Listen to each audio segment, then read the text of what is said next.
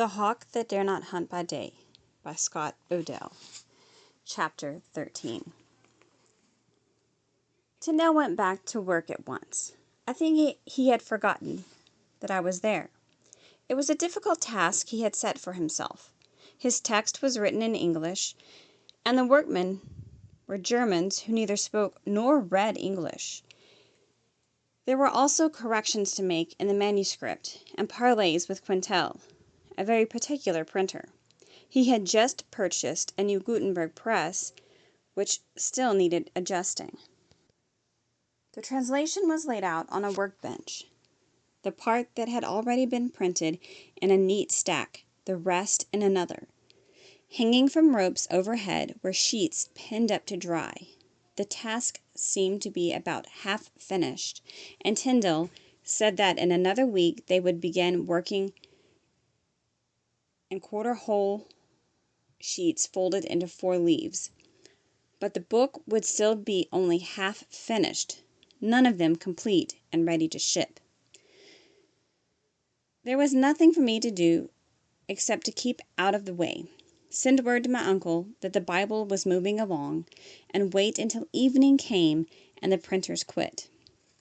Tyndall wanted them to keep on by candlelight, but Quintel was firm against it.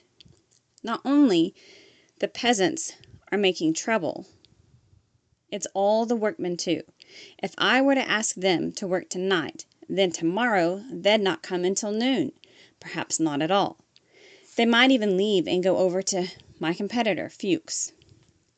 You still have an idle press, Tyndall said. Why can't it be used? I have an order coming tomorrow, Quintel replied. An important order from the former dean at Mainz, Johann Dobnik, which I can't delay. I noted a tall, limber-jointed young man who had been running around the printery talking incessantly. His name was William Rowe. He was an English friar, I learned, who had met Tyndall a few months before and had become his assistant. Quintel soon herded all of us out, padlocked the big door, and bade us Guten Tag. The old lady in the cubbyhole was left behind with her knitting and her blind dog. Apparently, she lived there in her dark hole and acted as a servant by day and a watchman by night.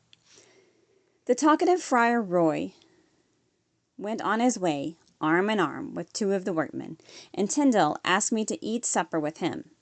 Although I was hungry from my long day and was certain that his fare would be meager, I happily accepted his invitation. Leading my cart horse, I followed him along the embankment, and on the way sent word to Uncle Jack in Antwerp, by fast-sailing wherry, to come at once. I knew he could not yet have finished taking on his cargo.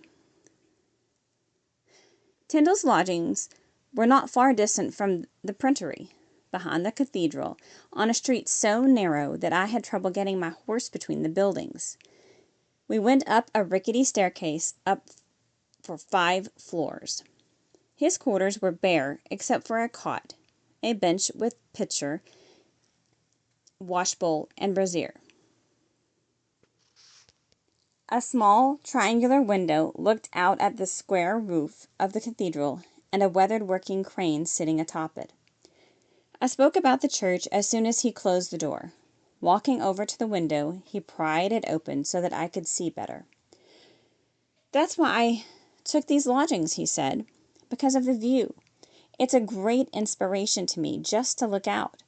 I stand here and think of the men and women and children by the thousands who built the cathedral, working all of their lives, bringing stone from the quarries, cutting the stone, setting carved stone upon carved stone until the stones reach the sky.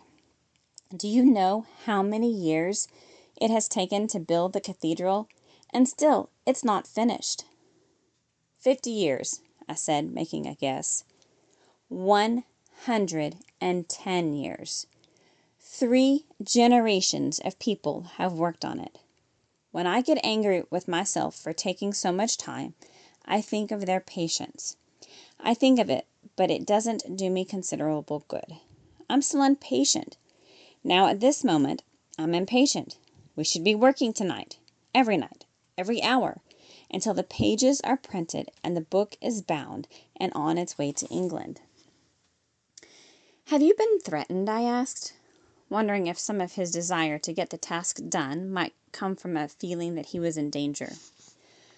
"Cologne isn't as free as its views as some other cities, but so far I've not been threatened." "How about the old woman?" "Who?" "The old woman dressed in black who sits in the cubbyhole by the door and knits." "I've never noticed her," Tyndall said. He lighted the charcoal brazier under a pot of carrots and small pieces of bristly meat. The pot looked as if he had been eating from it for several days, and the food, alas, confirmed my suspicions. "Your assistant, Friar Roy," I said. "What of him? Is he trustworthy?" "Oh, yes. I trust him with my life." "He does a great amount of talking." "That's his only fault. He is full of words, and they spill over frequently." "I heard him brag to one of the workmen that your Bible would cause a revolution once it reached England. That in 10 years the whole of England would become followers of the Lutheran faith." "I've heard him say the same thing, and I've admonished him about it more than once. But he's full of enthusiasm. There's nothing I can do to stop his mouth." It was cold. The fire in the brazier felt good. With the pot between us, we sat on the bench and helped ourselves, spooning out what we found afloat. "How can you smuggle the Bibles into England?" Tyndall asked me. "I've got a good plan, I think. Before, with the Luther pamphlets, I buried them in a bale of silk goods. I plan to print 5,000 Bibles. They'll require a great number of bales. Too many, perhaps." "That's my conclusion also. Therefore, the new plan, I'll gather up some large wine barrels. We'll have to make measurements. Then we'll sit down and calculate. I'll also order the same number of small barrels. Into the same barrels we'll stack the Bibles and seal them moisture tight. Then we'll fill the space between the two barrels with wine and seal them." Tyndall smiled, apparently pleased with the plan. I smiled too, pleased with myself for having thought of it. "How is the reading? Does it progress?" Tyndall asked. "I can read most anything," I bragged, not knowing that he was about to test me. "I studied the notes and the manuscript you left, and every day I've practiced. I've walked the deck of the ship and even the streets and read aloud to myself." Tyndall got up and rummaged through in his string bag. He pulled out a sheet of paper and thrust it toward me. "If you will, read this for me." "I like to hear it. It's not that I doubt your word. I just like to listen. It's from Matthew, the first book I translated. The page is defective. Ink was spilled on it. But do your best, and I'll listen carefully." The light was poor. I was not familiar with the letters that Quintal used on his press, but I started to read and did my best. "Ye have heard how it is said, Thou shalt love thy neighbor and hate thine enemy. But I say unto you, love your enemies. Bless them that curse you. Do good to men that hate you. Pray for them which do you wrong and persecute you, that ye may be the children of your Father that is in heaven. For he maketh his sun to arise on the evil and on the ground, and sendeth his rain on the just and the unjust. For if you love them which love you, what reward shall ye have? Do not the publicans even so? And if ye be friendly to your brethren only, what singular thing do ye? Do not the publicans likewise? Ye shall therefore be perfect, even as your Father, which is in heaven, is perfect."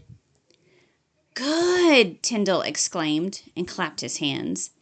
Then he gave me another paper to read, and still another, until my voice at last gave out.